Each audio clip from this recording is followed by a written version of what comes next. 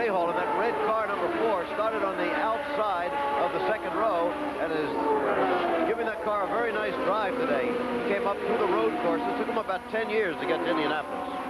It did, but now that he's here, he's making a very solid impression. He won 2 major races of this type last year and became the Rookie of the Year on the series. But what's most interesting to me is that we again have a matchup between a Penske, the new Penske design, the PC-11, and a new March. Okay, the yellow car there, Al Unser, and now being pursued by the red car, number 4, of Bobby Rahal. Remember, the leader is Sneva. He's up in front of both of them. This is a battle for second place.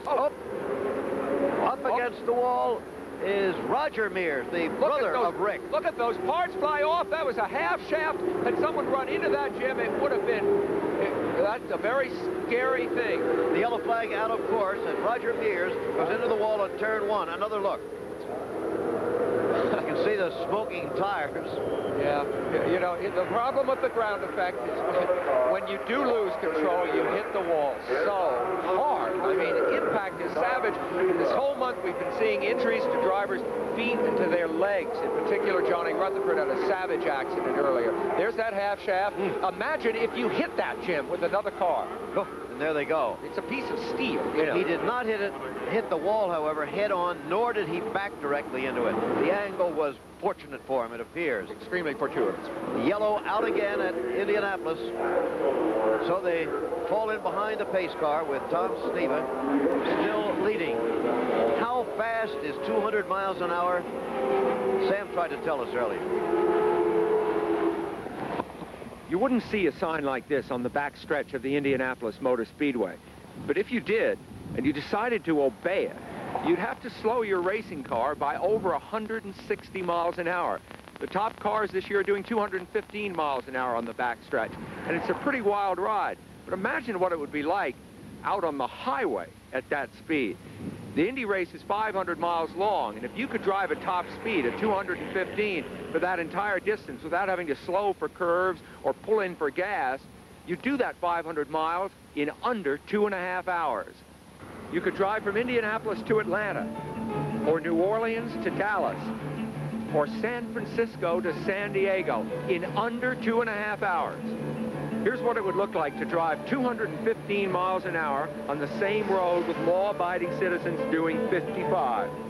You're traveling nearly 4 times the speed of the other cars.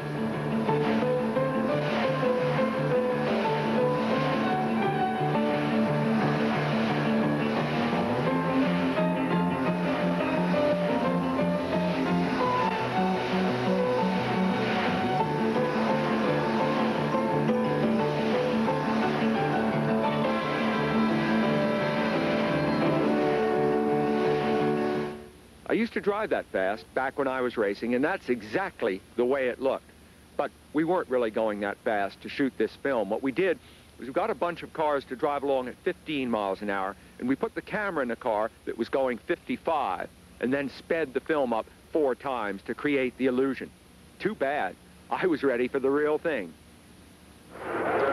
Maybe you, not me. Tom Sneva, the leader, into the pits.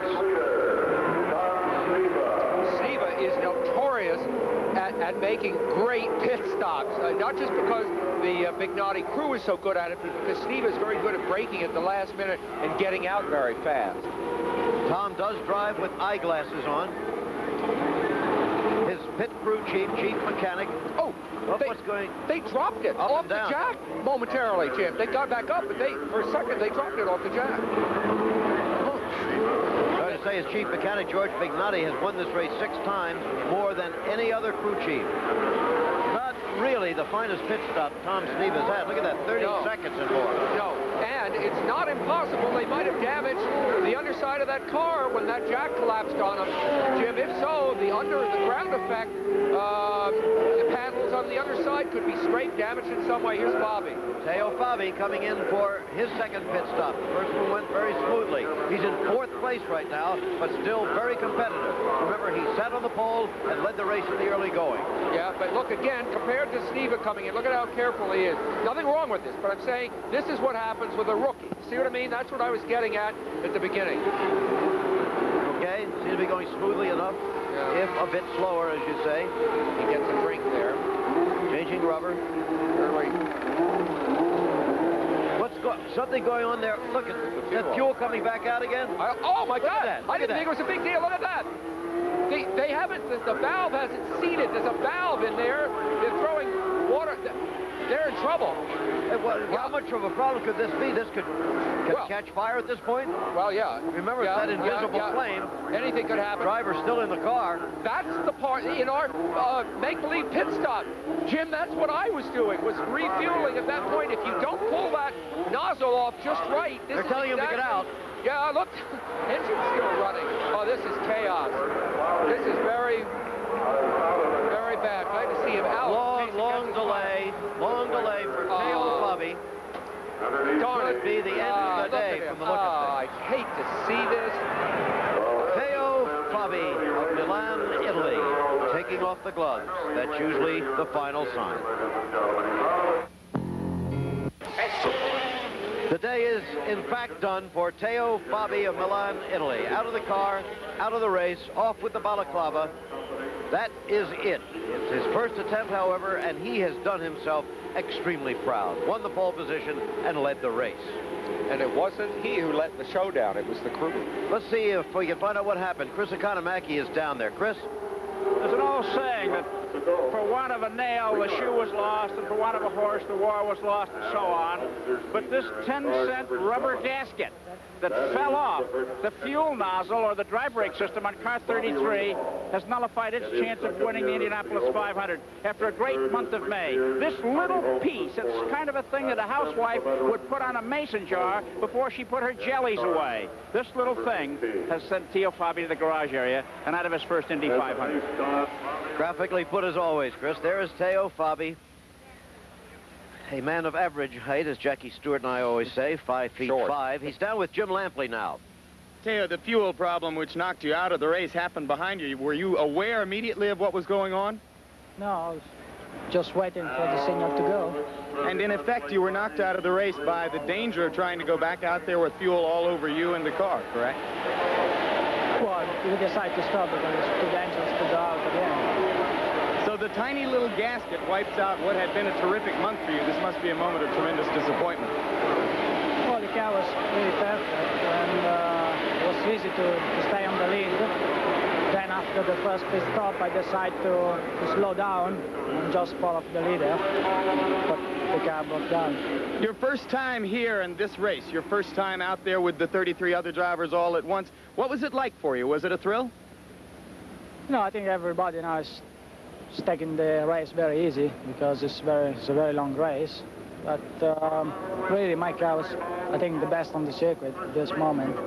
Just looking at the flags, it appears to us as though the wind may be causing some problems, perhaps in the short chutes. Did you feel it handling the car or causing problems for the car at all? Sure, you feel the wind when you drive the car, but it's not so bad at the moment. Bobby, good luck in the future. Teo Fabi, taking it easy at 200 miles an hour, eh?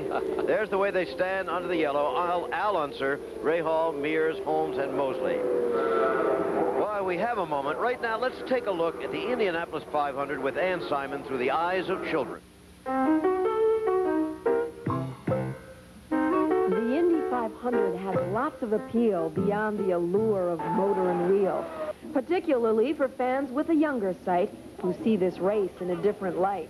Yet there are many reasons kids come to this place, like this guy who came to see the race. Or Shauna from Indianapolis, whose reasoning is rough, says she. I like the sound and stuff. I like this. Says Emerson in typical cool, and Dane. I just came here to get off of school. AJ Foley. Danny and guys and Teo Fabi. But come here. Is a favorite star, while some will admit I don't know who the drivers are. Stacy's so sad about Desiree Wilson she could cry. She didn't even make it. Didn't try. Some kids are rookies, but this guy's a whiz. Yes, he says. Well, I know where the gas pedal is. Others to see AJ don't have far to roam, says this guy. We got his race car at home. For racing, Buff Emerson has quite a knack. He likes the car that Ran the track. Stacy says I just like watching them go past